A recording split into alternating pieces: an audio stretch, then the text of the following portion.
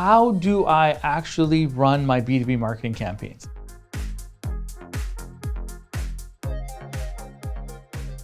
Almost 70% of the research is completed when they're reaching out to your salesperson. But your sales team might think that when they reach out, they're just starting that buyer's journey.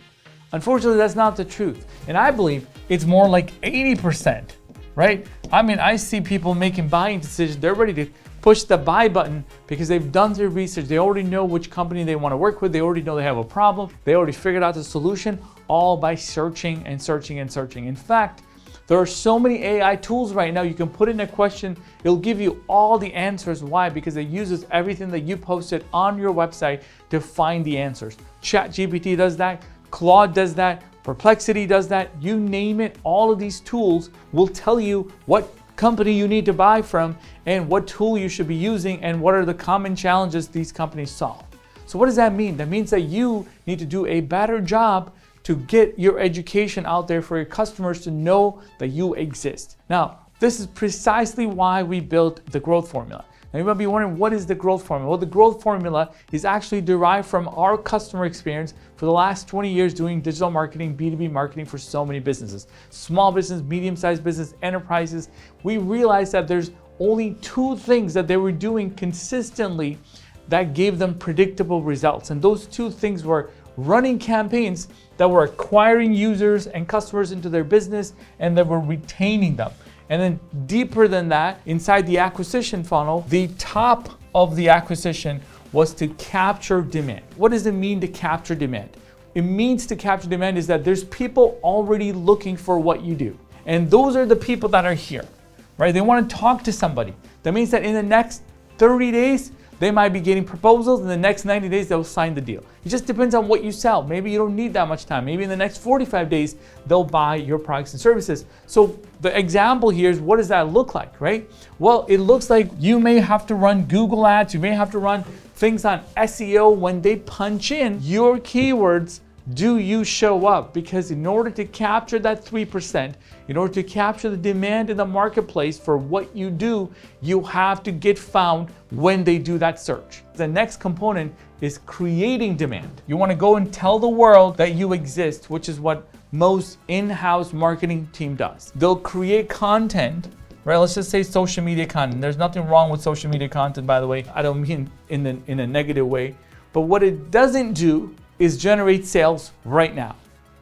This is for those people that are still in research mode, trying to get to that 70% so they can go over here and make a call and say, yeah, I'm ready to have a sales conversation.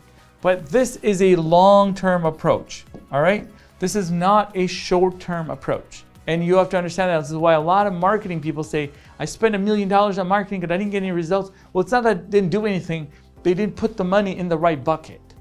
It did something, but if they kept with it, it would have eventually did that. But a lot of people quit because they don't see instant results, which is why we built this column. And this is what we learned from those top clients, is that they've always invested their money wisely. So I would say 80%, depending on your sales goal, 80% of your money's got to go where you're going to get quick results if that's your goal. But it doesn't mean that we never do this. Once we've exhausted that, we will put the money here. But we all realize that, including the leadership team, that this is not a quick win. But does this mean we don't go on podcasts anymore? No. Does it mean that we're not going to create blog posts anymore? No. Does it mean we're not going to create video content? No. Does it mean we're not going to email anybody? Negative. It means that we're going to do all of that, but we just know where the buckets are. Does that make sense? It means that we know exactly what the return that we can expect from this versus the top part. Moving on to the next section, which is managing and nurturing. We generated demand that turned into a customer or a lead that their salespeople are talking about. But let's just say that they didn't make a decision right now. When the right time comes, they're gonna pick you, right? Does that mean when a president fills out a form versus the VP fills out a form, you need to send unique content to them?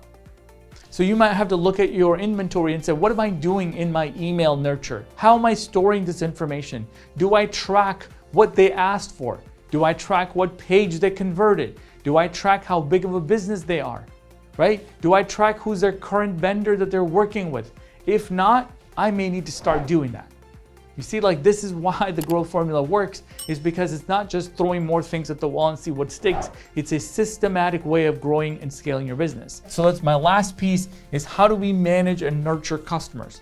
So this completes the entire growth formula. So you have your acquisition, you have your retention, you have capturing demand, which is my number one tactics for all of our customers that are coming in. They're like, let's go, we're ready to grow. And then we work on creating awareness. Then we have a systematic way of nurturing leads, and that converts into paying customer. And we don't just end there. We want our customer to grow. We want to upsell them. We want to grow with them. We want them to introduce us to other customers. We want them to introduce us to other departments. We want to grow that relationship. Like I always talk about Apple. You buy a laptop, then you buy an iPhone, and you buy an iPad and your headphones, and all of a sudden you basically send all of your paycheck to Apple. That's precisely what you want as a business, right? So what does that look like? Well, let me show it to you real quick. If you are a small business that you're selling things, they sell their donut and they say, you know what, that's about all, the market wants.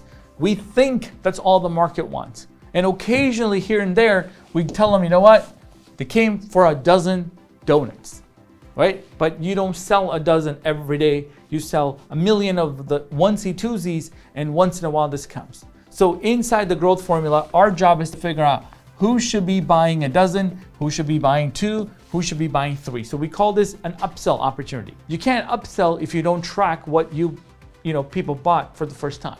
So sometimes it starts here, right? So you know what? We're starting to track where the lead came from, what did they buy, and how much did they spend? What's their average lifetime value? Fantastic. Through our strategic outreach and relationship building part, our customer success team, we are doing about 30% of them starts to upgrade. And then over here, you're cross-selling. Cross-sell is not selling the same thing, it's selling different things. So they bought one widget, you give them something else, a tool to use the widget. And there's even an add-on. The bagel is a cross-sell, the coffee is a cross-sell, but the cream cheese is an add-on that you can get paid for. So you have to start tracking all of these things so that you can do this thing. Obviously now you feel like going and getting some coffee, but I hope this illustrates exactly what I mean by upsells, cross-sells, add-ons, so that you can start growing your relationship so you can be like Apple, right? So let's go to the next thing. What does that look like? Well, you have a CRM system that's tracking everything. You have customer loyalty programs. You have a feedback mechanism. You might be sending NPS to be able to do that, Net Promoter Score surveys, right? There's so many things that you can do, win-back campaigns, so you can grow this relationship, which is what all of our successful customers do. And this is why the growth formula is in the shape of an infinity, so that you're never done by any of this thing. You're constantly working on improving your demand capture, demand creation, managing, nurturing your leads, and managing, nurturing your customers. So if you have more questions about the growth formula, more questions about Solomon, I understand that 70% of the buyers are already done with their research before they reach out to us. Or your questions about Solomon, how do I implement this at my organization? Well, there's a link below this to fill out your form, so you can learn more about what the growth formula is and talk to one of our strategists so we can break this down for you. We do a lot of things, whether it's just talking to you, we do a growth accelerator thing, which is a short-term engagement, or just a call to learn more about you, or you can go into a more deeper dive and do a strategy session. There's endless possibilities of what you could be needing and using to get to where you're trying to go. All right, so I hope this video has been helpful, and I'll catch you in the next Full Funnel Friday.